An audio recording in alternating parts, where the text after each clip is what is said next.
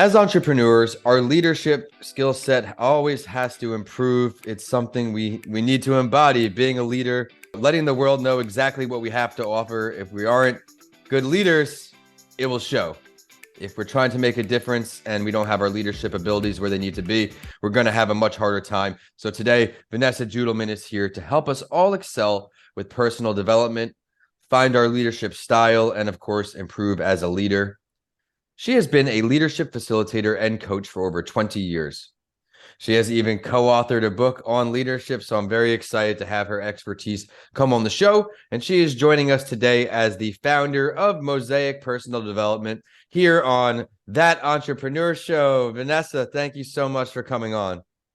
Hi, Vince. Great to be here.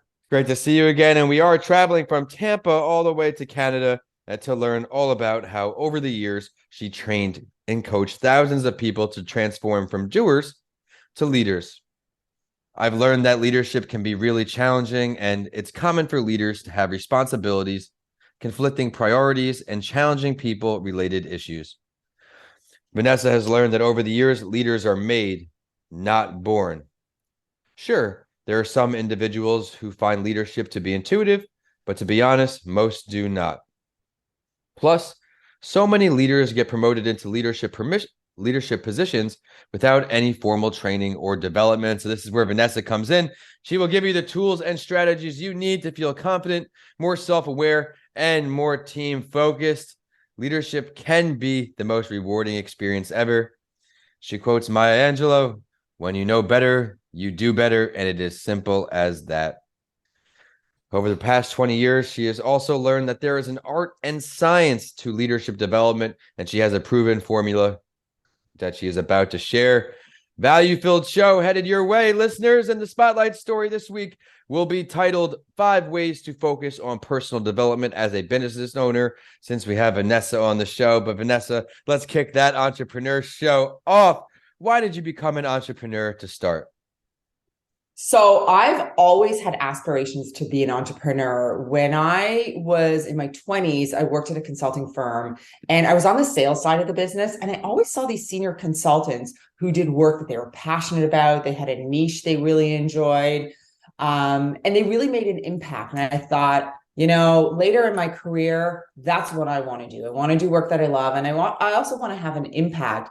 But at that time in my career, this was before online businesses. This was before there were lots of business coaches out there. And I really felt like before I could become an entrepreneur, I'd worked in consulting for 10 years. I had to actually move in-house and really understand the operational side of the business. So I moved into, worked in a couple of different organizations. I became a leader myself. I really got a deep understanding of what it's like to be a leader. I thought if I want to be a great executive coach and leadership consultant, I have to go through the struggles and the trials and the tribulations that leaders go through. And that was the best learning experience because when I worked in-house in an organization, I had people on my team who loved my leadership style, and I had people on my team who didn't. I led high-performing teams, and I also led teams that were not high-performing. And that was the best experience because leadership is not always easy. And so I've been in the trenches and I've learned from experience. And so after I had those experiences in the trenches for about 5 years, I was like, now I feel ready to open my own business. I love it. And were you always in Canada, or where exactly are you located right now for all of our listeners tuning in Canada? Yes, I was actually born in South Africa, in Johannesburg, but I moved to Toronto when I was 7. So other than a stint living in Montreal, I went to McGill University. I've always been in Toronto. Okay, everyone out there, if you were in Canada, get ready for a new contact, someone you're going to want to learn from and do business with. But in entrepreneurship, we are always learning. I'm hoping you can recommend one book, app, workshop, any tool to our community to help them grow and succeed.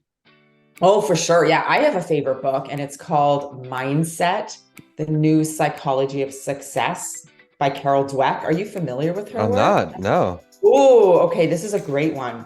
So Carol Dweck is a professor at Stanford University. And what she did is for 20 years, she studied successful people and she looked at what differentiates people who are successful with people who kind of stay in that place of mediocrity. And she realized that it's their mindset, it's their thoughts, it's their beliefs. And so she coined the term, which many of you have probably heard, fixed and growth mindset. And so fixed mindset is when you think that things are set in stone. For example, if you try something new and you're terrible at it, you just give up and you say, oh, I'm terrible at this. There's no point working hard at developing a skill. But if you switch to a growth mindset, the perspective is I can really improve with hard work. So the book was a game changer for me. And if anybody listening is a perfectionist, I would definitely recommend the book for you because it really helped me to overcome my perfectionism. Because the reality is nobody's perfect. We're all human.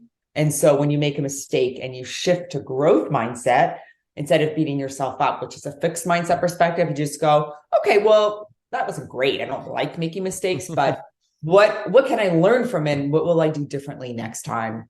And I think especially as an entrepreneur, you're going to make mistakes in your business. And so you can't give up. You have to persevere and you have to really be able to look at your mistakes and say, well, that kind of sucked, but what did I learn from that? And how will I move forward more effectively? Hundreds and hundreds and hundreds of mistakes we're going to make and continue to make, but we can just do our best to learn from them and move forward. As entrepreneurs, many of us, I find, are recovering perfectionists where we want our work to be the best. We want to put out a great product and stand proudly behind our work. And I've learned through networking that, these big books people put out, there are always going to be a typo or two in there. There's always going to be something messed up. And I remember my first book, Left for Dead, going over it in my own head, changing synonyms to other words and making mistakes in my head I love how you brought that up. I think everyone should realize that it's okay to make a mistake. We are human, like you said. Thank you for bringing that up. I'd like to shed more light on your business. You're on the show today as the founder of a company. Let's talk all about Mosaic Personal Development. So Mosaic People Development. Oh, sorry. No problem. At Mosaic People Development, we do three things. Number one, we work with leaders of all levels we do training. So we give people the basic, I call it the nuts and bolts of leadership. So what happens in most organizations is that people get promoted into leadership roles, but they have no experience leading people. So they get promoted because they're a great architect or they're great at marketing or they're a great IT professional. But leading, let's say you're an engineer, you're a great engineer, leading a team of engineers is very different. Right. So the training that we do teaches people the nuts and bolts of leadership. And that's around coaching and developing your team and giving feedback and managing the whole performance management cycle of your team. The second thing we do is executive coaching. So I work with, VPs, senior vice presidents, CEOs, presidents of organizations, and do one-on-one coaching. And then the third thing we do is work with teams, leaders and their teams. What is your favorite to work with? I have to ask, what is your favorite part of the business?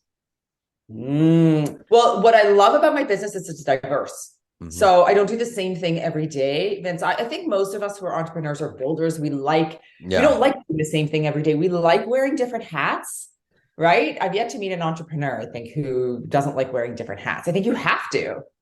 So that's what I like. I like that sometimes I'm with one-on-one and sometimes with larger groups. And I'm really helping my clients to solve problems, and their problems are different. And so that's what I really enjoy about the business. Yeah, and entrepreneurship, one of the things I enjoy most is how every day is new. They may be doing the same things, but I'm talking to a different person every day. I'm not just doing the same podcast with the same person. I may be writing every day, but I'm on the same part. I can put that at any part of my day, depending on when my guests are available to talk. And for everyone listening on today, if you're enjoying this conversation, in the show description, we'll have Vanessa's other episodes that she's joined me on in this series. But before then, and right before we hop into this week's Spotlight story, can you please share some of the more challenging areas of entrepreneurship to help out our audience facing the same hurdles?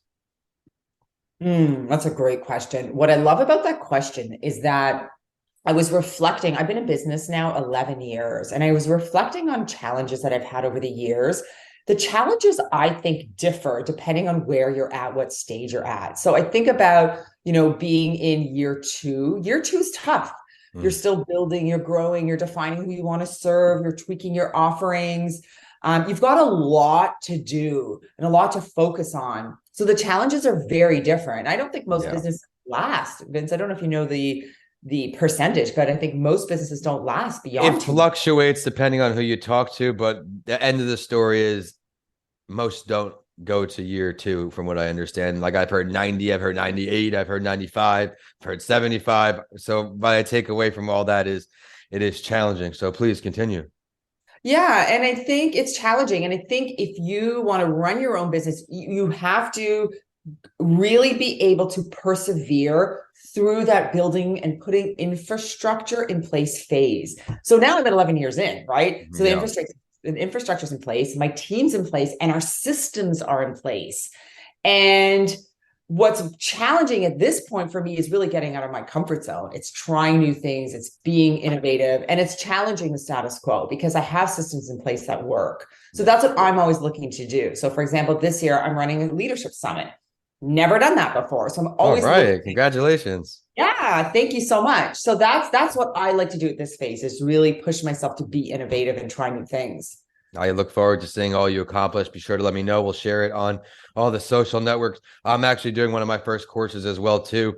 I reconnected with a friend in Australia. Shout out to Kaylee Chu. She does the 100 lunches movement. Her movement started when her boss put her on the spot and she was suffering from crippling shyness and she couldn't get any words out. So she started this whole movement around it. And I'm part of the ticket we're doing. I'm doing a intro to podcasting course.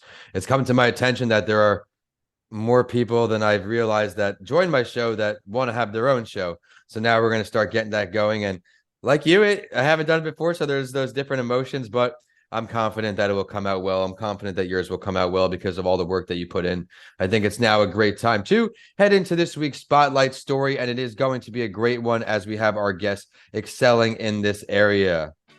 It is titled 5 Ways to Focus on Personal Development as a Business Owner and Why You Should. There are many great areas of this article, and I'm going to touch on a bunch and then bring Vanessa back on. Why business owners should focus on personal development. Here are significant benefits, of personal development for business owners like you. It sharpens your hidden skills and gives them room to shine.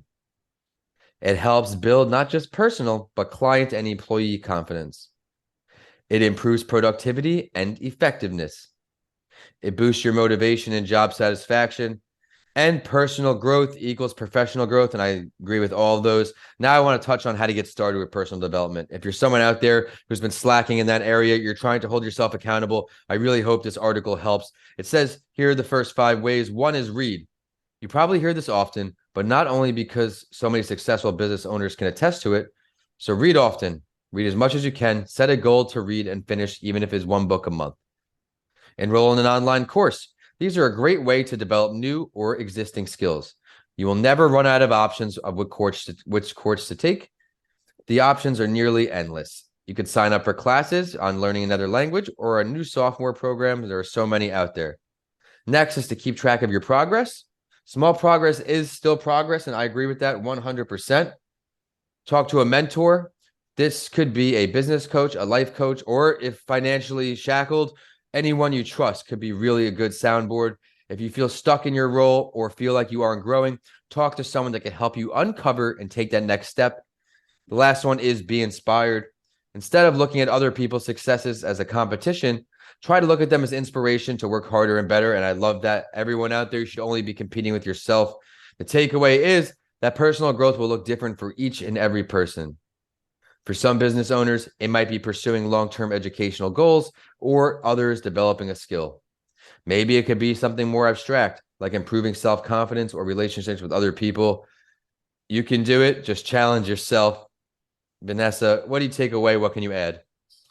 So love that article. Love the suggestions. They're very practical and tangible. When I work with leaders, I have a 3-pillar model. I call it 3 pillars of leadership success. The first one is know yourself. The second is manage your team. And the third is lead your business. So that's the first pillar of leadership success. You have to know yourself. You have to be self-aware. And I read an interesting article in the MIT Sloan Management Review a couple of months ago, when they talked about the fact that self-awareness actually impacts the bottom line. So companies with stronger financial performance tend to have employees with higher levels of self-awareness than poorly performing companies. So it's not only good for you as an entrepreneur and a leader, it's good for your business too.